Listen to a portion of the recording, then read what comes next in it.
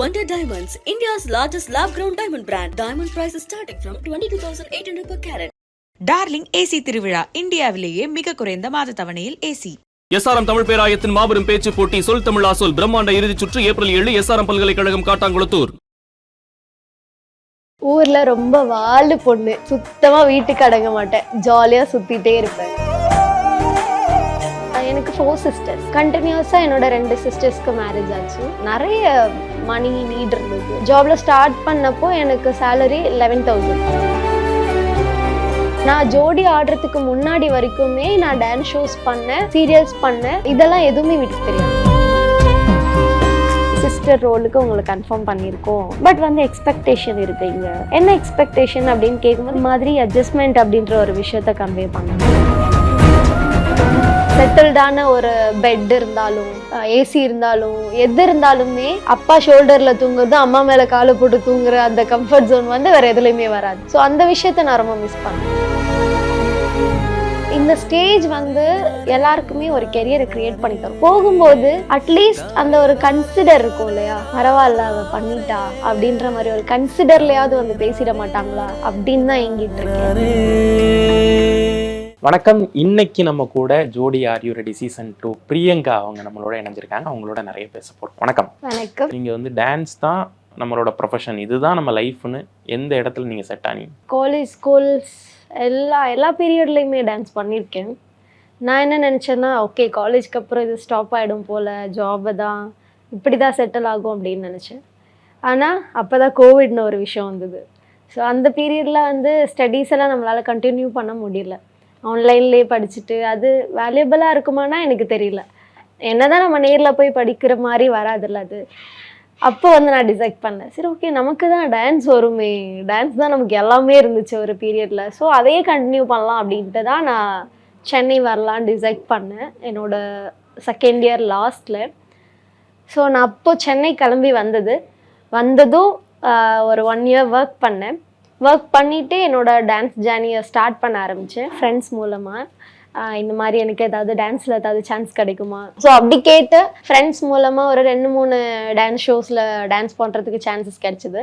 So அப்படி continue பண்ணி ஒரு இடத்துலையும் ஒரு கான்டெக்ட்ஸ் கலெக்ட் பண்ணி, ஸோ இதுக்கு பின்னாடி ஒரு பெரிய ப்ராசஸே இருக்குது. ஏன்னா நம்ம ஒரு இடத்துல மட்டும் டான்ஸ் பண்ணியிருந்தோன்னா மேபி நம்மளால் இந்த பிளேஸ்க்கு வந்திருக்க முடியாது. ஒரு இடத்துலேருந்து இன்னொரு இடத்துக்கு போகிறதுக்கு எனக்கு ஒரு கான்டாக்ட் தேவைப்பட்டுச்சு. ஸோ அந்த மாதிரி ஒரு பிளேஸ்க்கும் போகும்போதெல்லாம் ஒரு கான்டாக்டை கலெக்ட் பண்ணி அப்படி நான் அந்த பிளேஸ் தான் ஜோடி ஆர் யூ ரெடி. இப்போ உங்களுடைய குடும்பம், உங்களுடைய ஊர், சொந்த ஊர், அங்கே நீங்கள் வாழ்ந்த வாழ்க்கை, ஸோ இப்போ ஒரு கம்ப்ளீட்டா வேற ஒரு பிரியங்காவா இருக்கீங்க இல்லையா? ஸோ அந்த பிரியங்காவை பத்தி சொல்லுங்க. ஊர்ல எப்படி? ஊர்ல ரொம்ப வாழு பொண்ணு, சுத்தமா வீட்டுக்கு அடங்க மாட்டேன், ஜாலியா சுத்திட்டே இருப்பேன். எப்பவுமே கடல் மண்ணு, கடற்கரையில சுத்திக்கிட்டே இருப்பேன். ஜாலியாக அங்கே போய் வைப் பண்ணுவேன். ஏர்லி மார்னிங் எழுந்துச்சி கடற்கரைக்கு போயிட்டு அங்கே டான்ஸ் பண்ணுறது, கடலில் குளிக்கிறது, ஸோ அந்த மாதிரி இருக்கும். அப்பப்போ போட்டில் எல்லாம் போவோம் அப்பா கூட.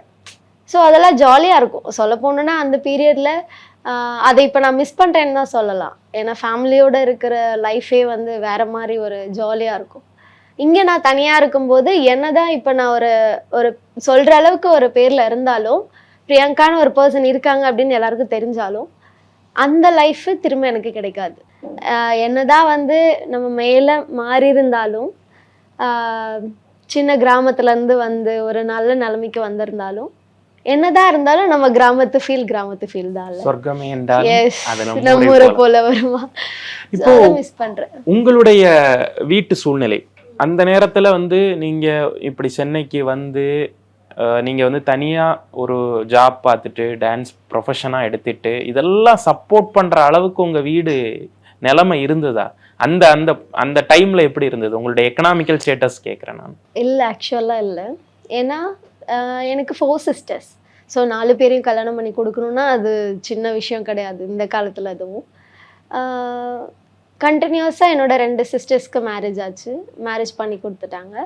ஸோ நிறைய மணி நீட் இருந்தது. எனக்கு வேறு ஆப்ஷனே இல்லாமல் தான் நான் சென்னை வந்தேன் ஜாபுக்காக. சரி ஓகே நம்மளால ஏதாவது சப்போர்ட் பண்ணலாம் அப்படின்ட்டு மந்த்லி ஒரு 10,000 8,000. நான் ஜாபில் ஸ்டார்ட் பண்ணப்போ எனக்கு சேலரி 11,000 எனக்கு ஹாஸ்டல் ஃபீஸ் அதெல்லாம் போகிற எனக்கு கையில் நிற்கிறது ஒரு 6,000 அவ்வளோதான் இருக்கும். அதை வந்து அப்படியே நான் வீட்டுக்கு சென்ட் பண்ணிடுவேன். அப்போ கூட நான் 1 year நான் ஜாப் பார்த்தேன். விடும்போது ரொம்ப யோசித்தேன் விடணுமா, ஆல்ரெடி ஃபேமிலியில் எப்படி இருக்குது, நிறைய கடன் இருக்குது கொடுக்கணும், என்ன பண்ணுறது. இப்போ நானும் சிஸ்டரும் மட்டும் தான் ஜாப் போகிறோம். ஸோ 2 பேரோட இன்கம் வச்சு தான் ஃபேமிலியும் ரன் பண்ணணும், தென் அந்த கடனெல்லாம் கொடுக்கணும் அப்படின்னும் போது ரொம்ப டிஃபிகல்ட்டாக இருந்தது.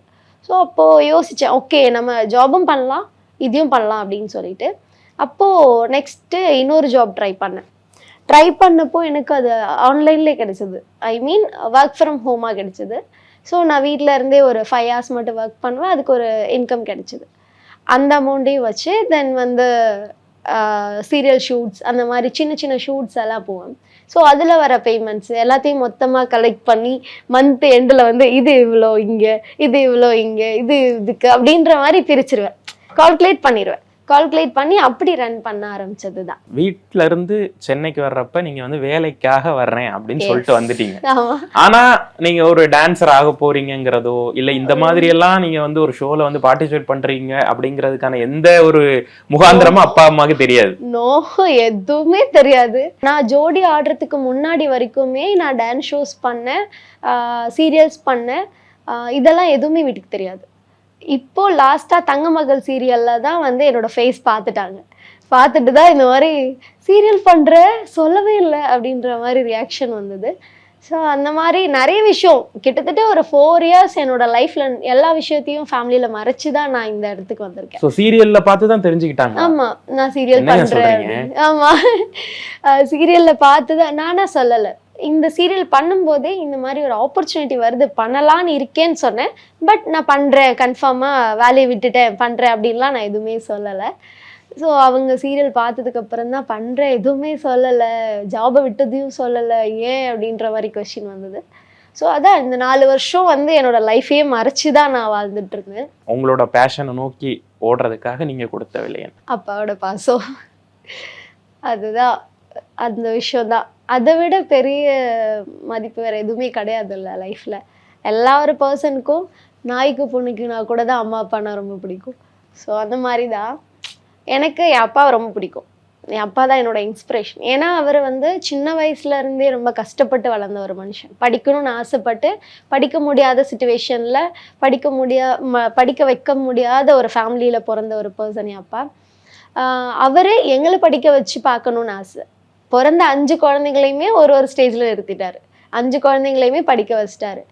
ஸோ படிக்க வச்சு அந்த படிப்பில் நீ மேலே போயிட்டானா எனக்கு ரொம்ப சந்தோஷம் அப்படின்னு நினைக்கும்போது, இல்லை எனக்கு அந்த படிப்பு வேணாம், எனக்கு இதுதான் பிடிக்கும் அப்படின்னு அடம் பிடிச்சி ஒரு குழந்தை தனியாக வரும்போது அது எந்த அப்பாக்குனாலும் கோவம் வரதா செய்யும்.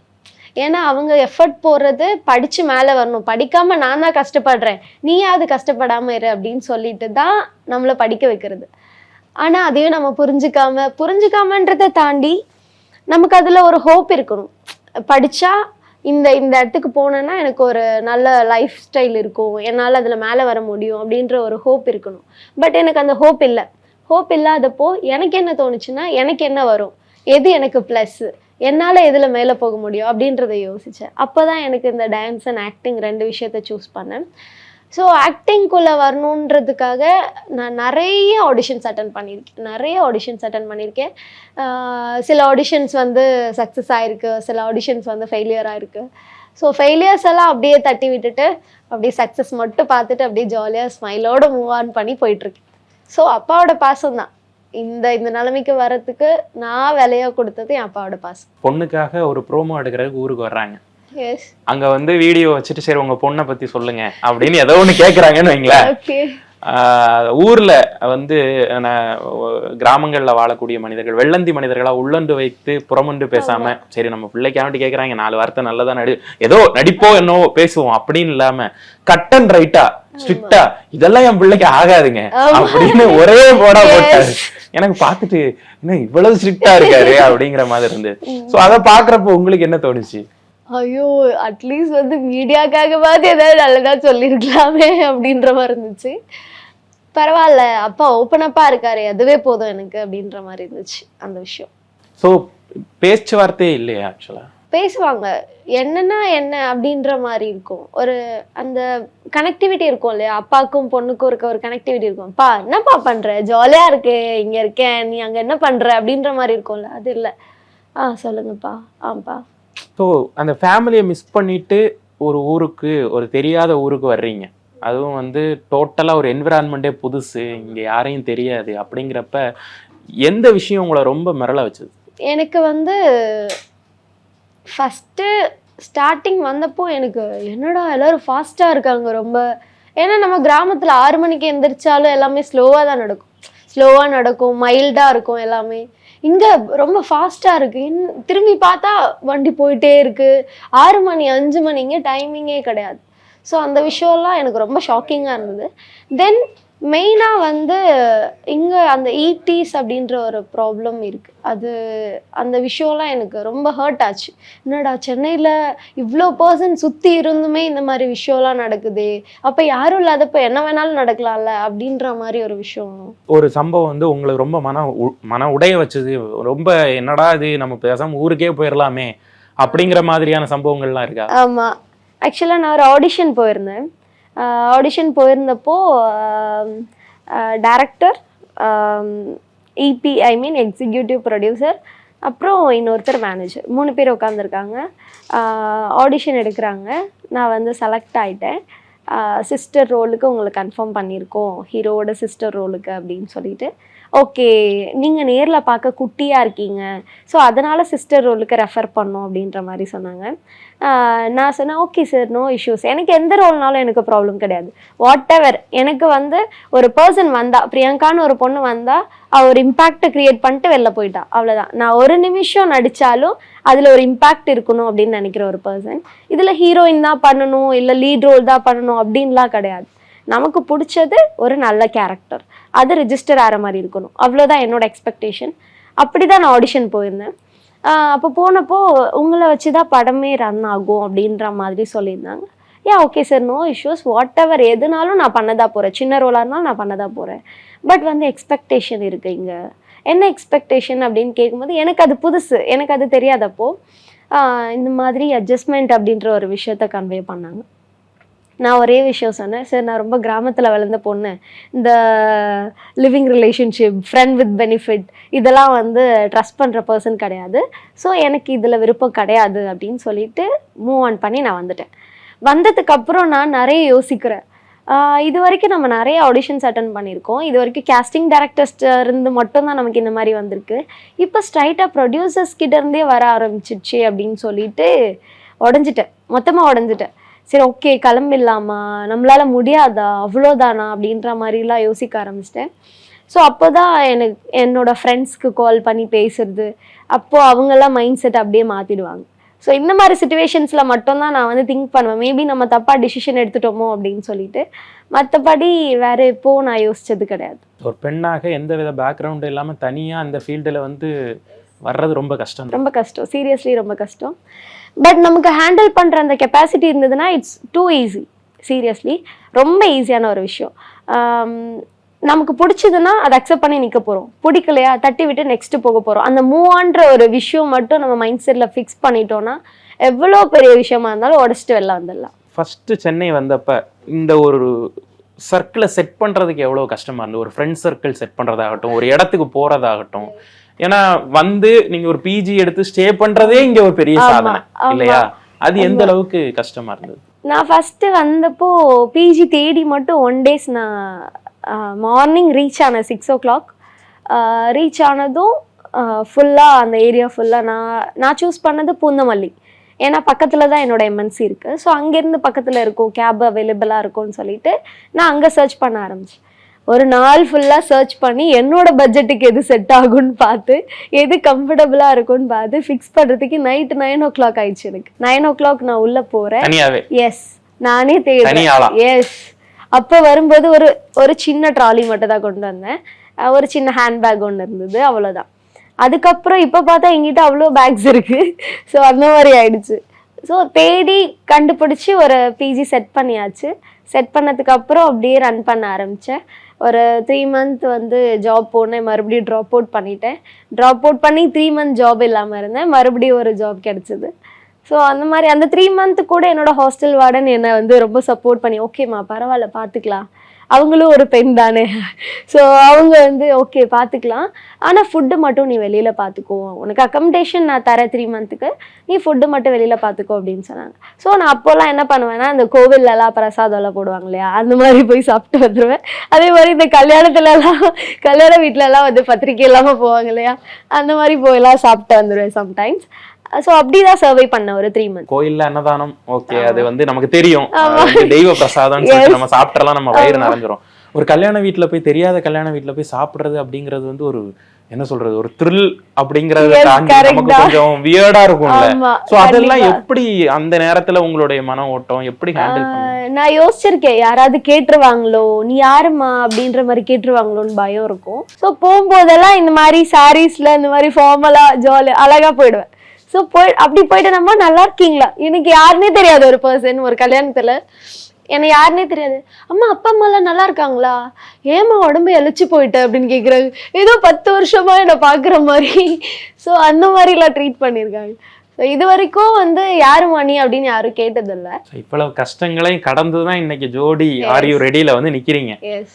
ஸோ இப்போ இந்த மாதிரியான ஒரு கஷ்டத்துக்குள்ளாடி நம்ம வந்து வாழ்க்கை போகுது அப்படிங்கிறப்ப இந்த ஹோம் சிக்னு ஒன்று வரும். நம்ம இப்போ ஒன்றும் இல்லை, நீங்க சொன்னீங்க பிஜி காலையிலேருந்து சாயங்காலம் வரை நீங்க வந்து நான் தேடினேன், நைட்டு எப்படியோ ரூம் கிடைச்சிருக்கும், கிடைச்சு அதுல போய் தூங்கும் போது நம்மளுக்கு நினப்பெல்லாம் எங்க இருக்கும், வீட்டுல இருக்கும். அந்த மிஸ்ஸிங் ஃபீலிங் இருக்குல்ல, அதை பத்தி சொல்லுங்க. நான் எப்பவுமே வந்து அப்பாவோட இந்த ஷோல்டர்ல தான் தூங்குவேன். நான் பெரிய பொண்ணானதுக்கு அப்புறம் கூட நான் அங்கதான் தூங்கினேன். அதே மாதிரி என் அம்மா பக்கத்துல இருப்பாங்க, என் அம்மா மேல ஒரு கால் இருக்கும். அப்படிதான் என் வீட்டுல பெட்டே இருந்தாலும் அவங்க 2 பேர் பக்கத்துல இருந்தாதான் எனக்கு நிம்மதியான தூக்கம் இருக்கும். ஸோ அந்த விஷயத்த வந்து நான் அந்த இடத்துல மிஸ் பண்ணேன்.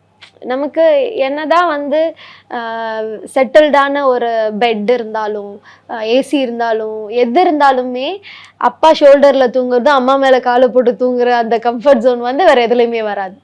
ஸோ அந்த விஷயத்த நான் ரொம்ப மிஸ் பண்ணேன்.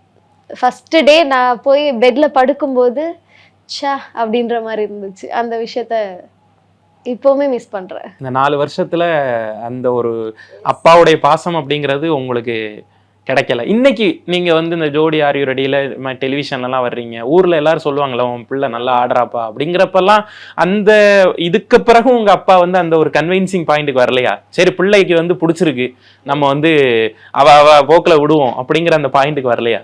இது வரைக்கும் அப்படியே வந்தாலும் அக்செப்ட் பண்ண மாட்டார். அது ஓகே பண்ணட்டும் அப்படின்ற மாதிரி பண்ண மாட்டாரு. போதும்மா அதான் ஜோடி முடிஞ்சிச்சு இல்ல, அடுத்து என்ன வேலையோ பார்ப்போம் வா படிக்கலாம் அப்படின்ற மாதிரி தான் கூப்பிடுவாங்க. எனக்கு என் அப்பாவோட மைண்ட் செட் எனக்கு நல்லாவே தெரியும். இப்போ என் அப்பாவே வந்து பேசினாலும் பேசினதுக்கு அப்புறம் நான் ஹாப்பியா இருப்பேன், சந்தோஷமா இருப்பேன். மேபி இந்த கெரியரை கண்டினியூ பண்ண முடியுமான்னு எனக்கு தெரியாது, அது என் அப்பாவோட கையில தான் இருக்கு. என் அப்பாவோட மைண்ட் செட் எப்படி மாறும்னே சொல்ல முடியாது. ஸோ இது வரைக்குமே சொல்லியிருப்பாங்க நிறைய பேர் என் அப்பா கிட்ட, யாரும் சொல்லாம இருந்திருக்க மாட்டாங்க நல்லா பண்றா பொண்ணு அப்படின்னு.